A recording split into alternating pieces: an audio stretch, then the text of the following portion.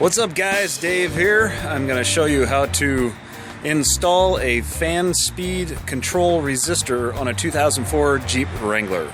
Ever since I got this Jeep, the fan has only worked on that level up until just recently when that one no longer works and I have to switch it all the way on high. So I'll give you a little bit of an example here.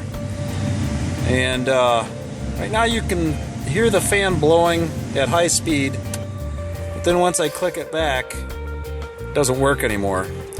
The problem with the resistor is that once one starts going out, you're going to use this next one, and then they start eventually going out. So once the first fan speed starts to drop out and doesn't work anymore, that's the time you should start thinking about replacing this resistor.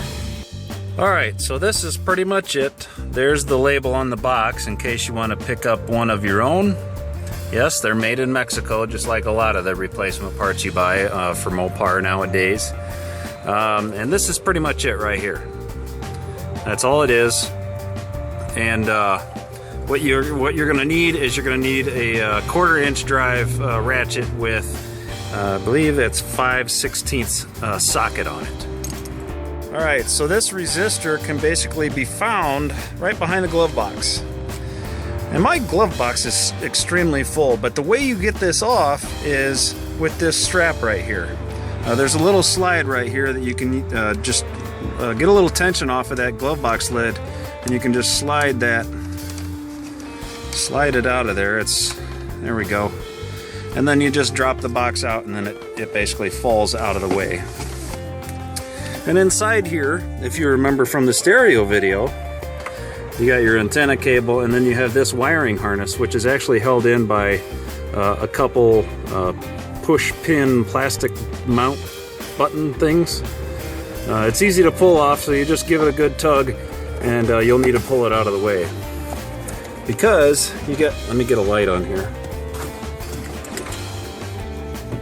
Because what you're looking for is, see if I can get it, connect that thing right there. I know it's kind of blurry.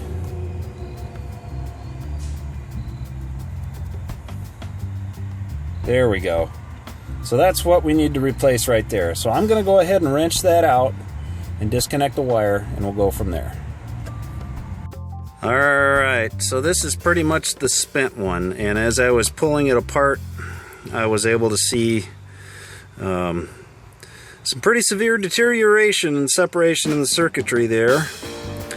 Let me tell you something, you're going to spend a lot of time trying to get this out because, first of all, the wiring harness has a double locking clip right there, and you got to be able to get that red, let's see if I can focus in on that red piece to slide back, and then that black tab right there has to pop up in order for you to take this off. I had to take the floorboard light socket. The floorboard, it's a light socket that hangs up there like this and it shines down on the floorboard. I had to take that out just to get the whole thing to come out, and it pretty much fell apart in my hands. So it was a bear to get out, but I'm pretty sure it's going to be easier getting back in. So the new part, it should orientate like this, pointing down, the clip being on the bottom, and I'll slide that up in there and basically screw it back in, and then I'll plug the wiring harness back in and we'll go from there.